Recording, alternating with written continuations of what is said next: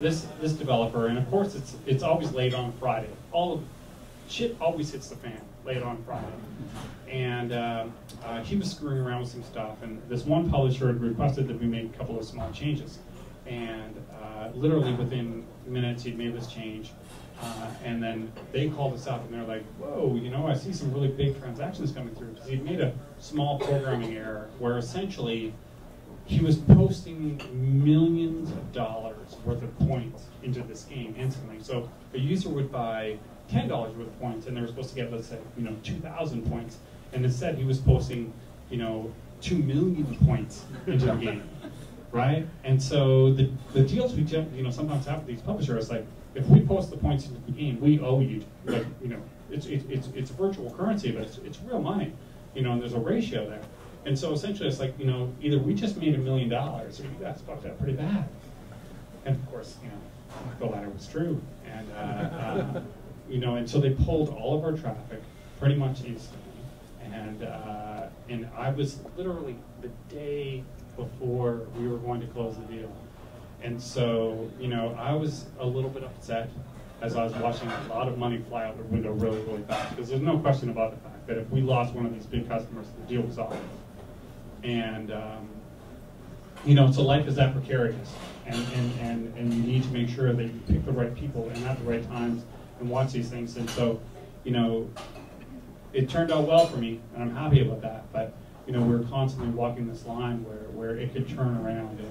And so it's all fine and dandy to walk around with this monster you've built, but when it can turn away from you instantly, it's really smart to make sure you safeguard what you have and appreciate what you have, because it could all disappear really, really quickly. So, one of the philosophies that I like to live by is better to regret something you did do than regret something you didn't do.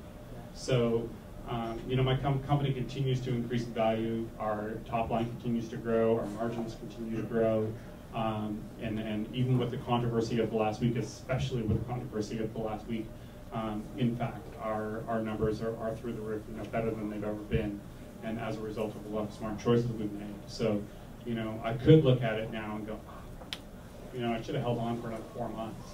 But at the same time, I could have easily been the person sitting on that panel last week ago Friday instead of my good friend Anu Shupa, and things could have been very different. I don't know if you guys know, I'm sure some of you do, and are just eagerly awaiting to ask me questions about whether I'm evil or not.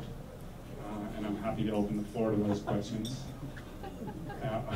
Sorry, you want to know if I'm evil? No, not that you're evil. I mean, other than the obvious answer, on a bed made of money. Yes. How is it you sort of rationalize this business to yourself? I mean, what about this business is, sort of drives you? Is it simply building something that's successful that makes a lot of money, or is it something about that deeply drives you? It definitely deep. Sorry. So the question is what about this business drives me? Is it the bed of money? Is it or is it the kind of the greater challenge? Building the team, exactly. Seeing success. So I can clearly answer, especially now that I have the proverbial bed of money, but I still get up every morning and fight the fight and drive the drive, is because it's a challenge, and that's what gets me going. The numbers are a number. Money is what it is, but it's about winning the battle and winning the fights. See, Andrew's snickering at me back there, like it's not about the money. What's your wife say? My wife, she sleeps in on the bed of money. My wife is the dearest, sweetest woman ever walked the earth, and I'm so blessed to have her. You saw the video camera. Yeah. So to be clear, to let everyone know, this is the controversy over the past few weeks, or a couple of weeks really. Michael Arrington from TechCrunch challenged Anu Shupa, who is the CEO of my biggest competitor. And Michael wanted to know what we thought of the type of offers that we're running in our system. Because some of the offers in our system are things like, or previously, or even still today, were things like ringtone offers and IQ Club subscriptions and continuity programs, where consumers weren't always completely aware of what they were signing up for. Where you're signing up, things like Columbia House. Everybody's familiar with Columbia House from back in the 70s till today, where you open up any magazine and we'll give you a bunch of DVDs or CDs for a penny. But then by doing so, you're signing up for a club whereby over the next 3 years, you need to buy 10 more CDs or DVDs, usually at not the best prices. So there's a lot of these types of programs on the internet, on television, on radio, on everywhere you look, and performance-based marketing is driven by a lot of these offers. And so, and I don't make any secret of the fact that a lot of these types of offers were also the types of offers that we're offering you a virtual currency in exchange for signing up for. SuperRewards has always been an advocate of understanding these things and going to the publisher and saying, hey, these are the types of offers that are in the system. And you can kind of choose to be on one or the other end of the spectrum. You can either be, we sell nothing but puppies and bunnies and hugs, and, you will make a certain amount of money.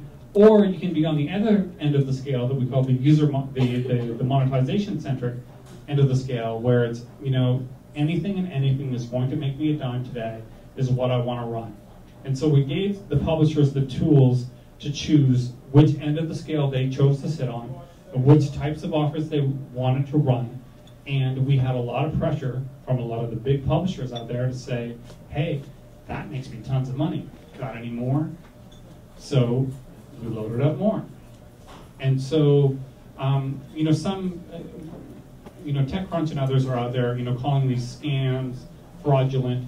And I think those are strong words. The offers did disclose generally, how much you were going to be charged. Whether or not people actually read it or understood it is debatable.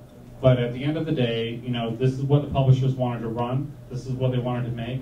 And we then, and do today, offer a platform that is an ad optimization service. And you can choose to run every ad available to you in our system, or you can choose to run the ads that are just puppies and bunnies and hugs. And frankly, the difference between the user-centric and the monetization-centric is actually relatively minimal. And that's one of the real fallacies that other competitors didn't really understand, is that people want these points. And if you tell them to shoot an orphan, they'll probably shoot an orphan. If you tell them to, hug a puppy, they'll hug a puppy. And so what we've seen over the last 2 weeks since this controversy began is that the companies that have chosen to remove a lot of the stuff in the system, their effective CPMs, their cost per view, and the amount of money they're generating has only actually taken a very small decline. And in fact, we've always advocated, and that's why we've worked with a lot of the big companies out there, like EA, Playfish, who was recently acquired by EA, and a lot of the other large game platforms out there, is because we had a platform that allowed you to make the choices and allowed you to clean this stuff out of the system if you wanted to run your platform that way. The revenues that SuperRewards has been generating since this controversy, best days yet, best revenues, best profit, best top lines, the numbers are great, as a lot of people are migrating away from the shadier platforms and moving over to us. And we also work very closely with Facebook, MySpace, and others to make sure that the ads are following their guidelines.